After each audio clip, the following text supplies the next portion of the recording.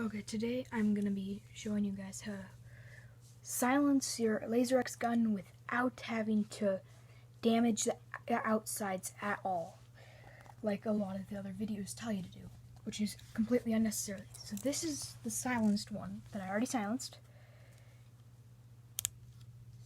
See, it makes no noise at all. Still works and everything.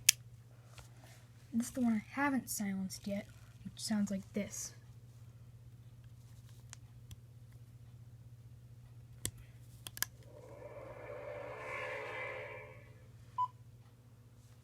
Okay, which is not good. That makes you can't have stealth at all. So how I'm gonna be doing it is with this pocket knife. I guess it just has to be kind of thin and sharp. The edge doesn't need to be sharp. This isn't like no edge at all. It's not even really a knife. It just needs to be pokey. And you're gonna just take the back. See it? It's like proper.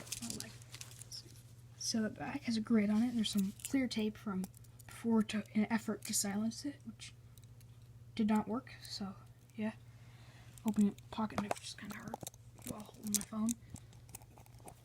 Okay, so it's open now. Okay, and so I'm gonna take the knife, stab it in at a weird angle because the grid's weird, into the back like that. Poke it in. You're gonna kind of feel some crinkling, which is normal.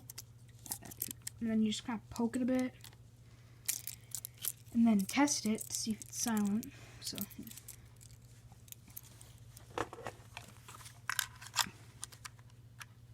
Okay.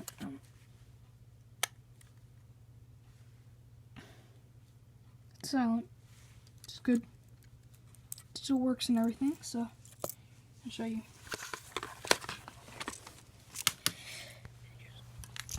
Okay, now we got that one. This one.